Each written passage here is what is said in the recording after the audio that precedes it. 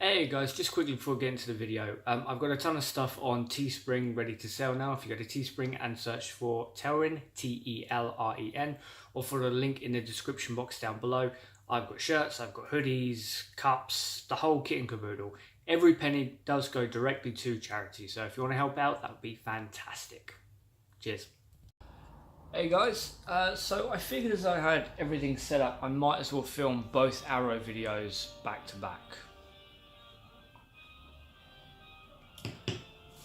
Plus, you know, it's very easy for me to lose my train of thought. So, third green thing, thread, that's the one. So, I've talked about traditional arrows and aluminium. Composites I kind of throw into the same category as carbons because it's more or less the same. It's right, there are slight bits of difference, but a composite is, in theory, the best of everything. Almost, anyway. So, carbon arrows. Carbon arrows have been my go-to for a while, a very long time. I prefer to shoot carbon arrows from my Oneida. The only reason why I tended to stick away from the Timber Creek carbons with the Cottonmouth, I used them with the Panther, but particularly with the Cottonmouth and generally with those kind of bows it's just the feeling. I think, you know, you have a traditional bow. I want a meaty traditional arrow, but you know, that's just my personal preference. I'm a bit of the same with my guitars. So I don't have an SG anymore, but I certainly loved playing AC/DC on my SG, and it was a bit weird playing them on another kind of guitar. But yeah, that's just my personal preference. But carbon arrows are pretty damn great. I mean, the biggest issue I personally have with carbon arrows is if you miss, which, you know, I'm sure for a lot of you isn't an issue, but for me, when I go to the archery club, it's just this big wide open field, and if I miss the target, I so very rarely find the arrows myself. Normally it's someone else who's there points them out. I mean, there's a couple of metal detectors there, but then I'm just really searching for an arrowhead. I very rarely find them, which is annoying because arrows are expensive. You know, I mean, my carbons, again, I'm willing to get in there, there you go. I'm willing to expand my horizons and try other carbon arrows, like the Merlin classic carbons. They're pretty damn good. But typically I go for the Timber Creek carbon classons just because I like how they look. I like the fact that you can have, in my opinion, the best of everything. Carbons, in my opinion, have very few drawbacks. So if you can get a carbon arrow that looks like a traditional arrow, for me that's just a win-win. But yeah, certainly if you miss the target and you struggle to find them, like I do, it's a bit of a drawback, which is probably another win for aluminium arrows. Because the metal detector picks up all of them nice, just doesn't pick up my bloody arrows. It's heartbreaking, it really is.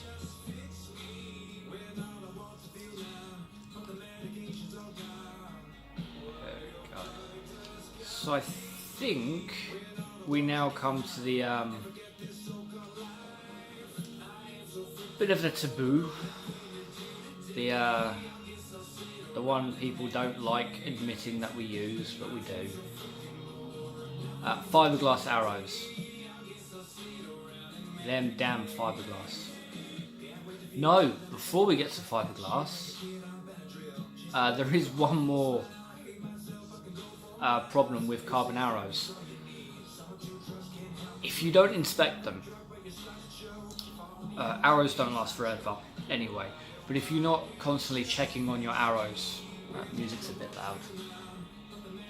I don't know if you guys have been able to hear me or not, but if you're not constantly checking the arrows, that they will wear down.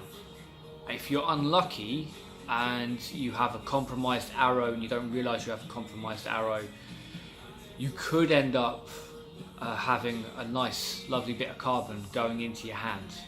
It's more of a risk if you're shooting off the hand, but again, it can still happen if you're shooting off of the shelf or off of an arrow rest. It's a risk, but it's one that you can avoid just by keeping an eye on your gear. We should all do anyway, but you know, some people are lazy, me being one of those people.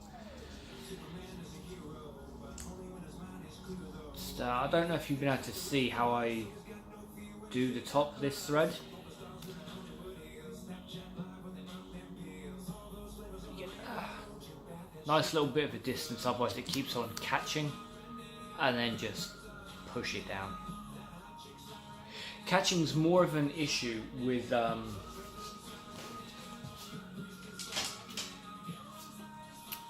we go.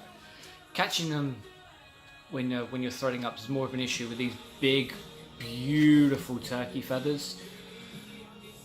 I love using these big feathers. They are just gorgeous. Though I have noticed, again, this is just personal preference. These for me are better to use when I'm using a thumb release. So the cock feather is sticking out away from my face. Otherwise, I flip it round and I'm just getting jabbed. There we go. Like that. Mediterranean joy just jabbed. I know a lot of people, well, I've heard a few people use the feather as another anchor point, and they're quite happy for it to just tuck in the corner of their lips or things like that, but personally I'm not a fan of it. So yeah. But when I tie up the end of the threads, or I get close to the end of the threads, little bit loose, push down, pull down a little bit tight, and with these arrows, as you can see, it stops right there. So I just cut it, glue it together, make sure it's in nice and securely, and then it's good to go. But these ones I want to go up a little bit, a little more decoration. I don't like that, that's too much. There we go.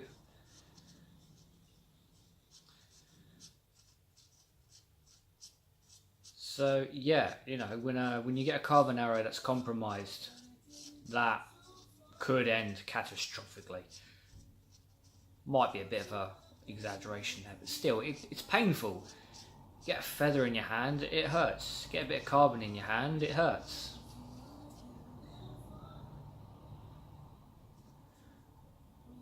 Go, third arrow done. I'll probably put a picture up, take a picture of all the arrows and use that as a thumbnail, or throw them up on my Twitter, which I'll leave a link down below if you're interested, but bear in mind I do get quite into politics and I do tend to go off on rants. But I try to save that for the other channel as best as I can. Okay, last green thread.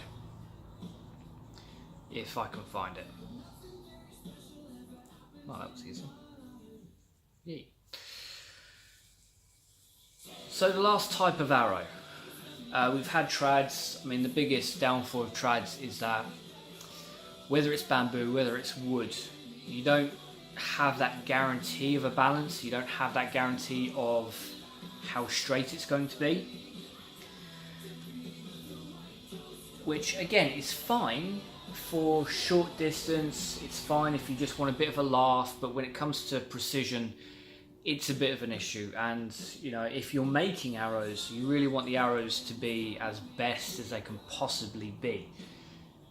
I personally take a great deal of pride in my arrows. I love arrows, hence the tattoo. Yeah, that is a downfall, especially when you're buying them online. If it's just the shafts, or if you're buying them from eBay, you can get brands that are fairly reliable.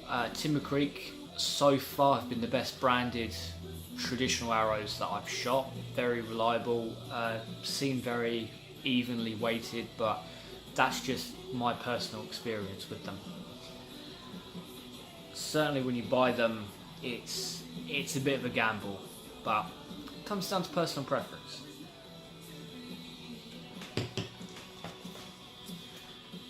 The aluminium arrows, the biggest downfall of them is, there we go, they bend, and for me it's the power loss. I mean, it's absolutely irrelevant to me for how I shoot, what I like to do with a bow, but the fact that it's there annoys me.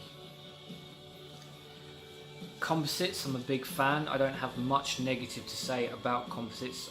If you look after them, you know, and just recognise when they have become compromised, you shouldn't have any problems with them. Plus, with carbon arrows, especially the Timber Creeks, it's just a wrap. So if you want the basic shaft, but you want to put your own design, maybe you want to put a bit of colour onto the actual shaft, just a bit of sandpaper and a can of spray paint, maybe primer if you don't want to be as lazy as I can be. That would do it, really, but not many negatives. Aside from prices of a lot of different types and brands. But that just leaves fiberglass. Okay, I mean, fiberglass is cheap, and I don't want to sound like a hypocrite because I've used fiberglass arrows. I've shot them.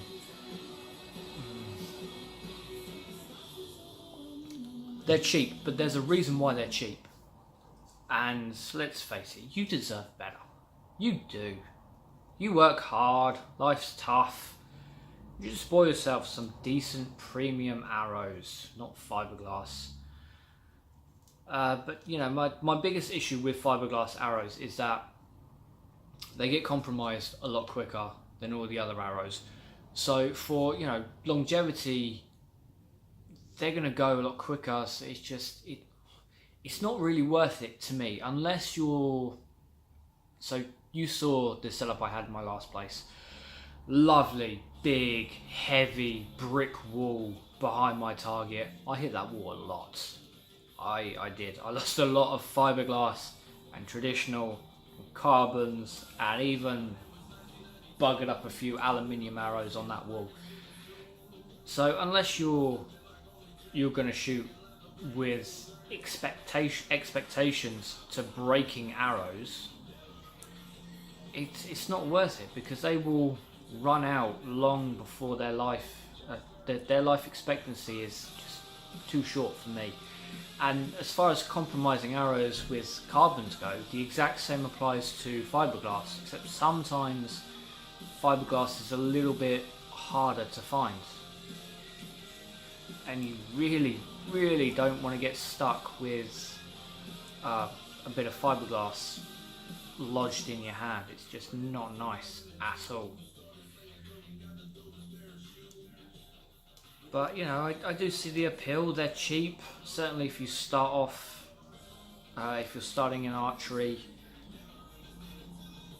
you don't really want to spend that much in the beginning, because, you know, some arrows are just ridiculously expensive, and some gear is ridiculously expensive. But don't do it. Just don't do it. There we go. It's not worth it. So I think, the last video was 16 minutes, this is 15 minutes. So yeah, half hour to talk about arrows. I'm probably still going to leave that other arrow video up. Mostly just as a reminder of how bad I was. And I've not come a great distance, but at least now I get the camera the right way around.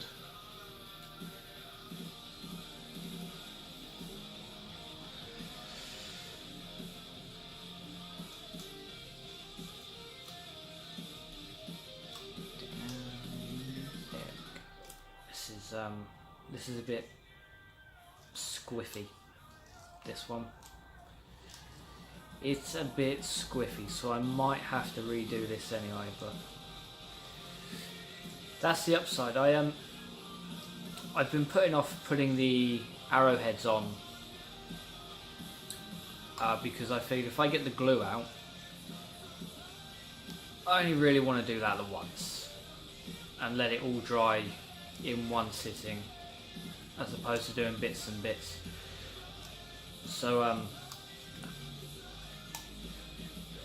so yesterday, before work, I sanded down the edges so I'd be able to fit on the arrowheads, because sometimes the dimensions just don't all add up, particularly with well, that's awful. Particularly with traditional arrows.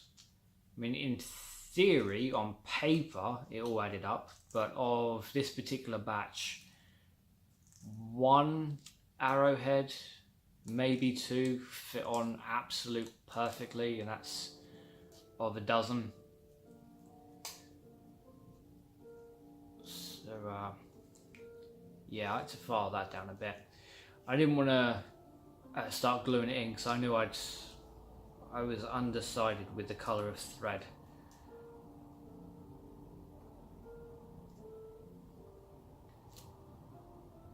Get down. No. Nope, nope, nope. Oh, it's so tedious.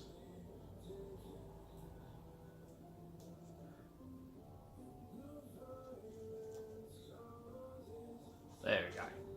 Sorted. So, yeah, just for everyone who's interested in making their own arrows,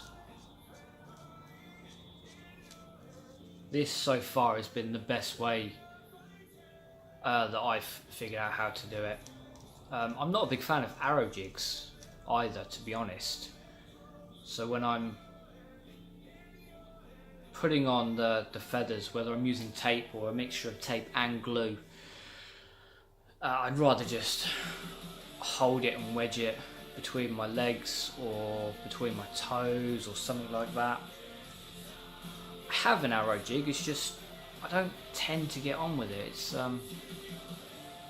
It's an odd one, really.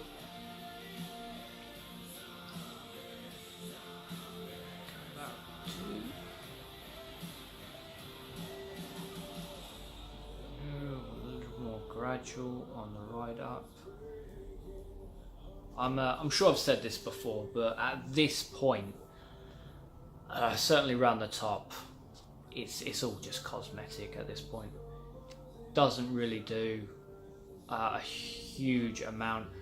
I like binding the feathers to the arrow shaft. I think it looks nicer. The actual strength it gives is more important when you shoot higher end powerful bows, but you know, when it comes down to hunting, most hunters, and I say that with a little bit of worry, but most hunters would use plastic vanes instead of feathers, which you can't really bind. But you know, you have the reenactment lot. Some of their reenactment is very powerful bows that take a lot of strength, a lot of back muscles. There we go, that's, see, just about, barely. Okay, so this is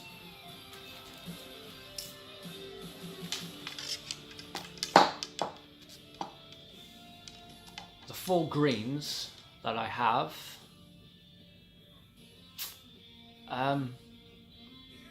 I'm thinking this one. The first one I did. I'm thinking that's pops a little bit more, looks a little bit nicer.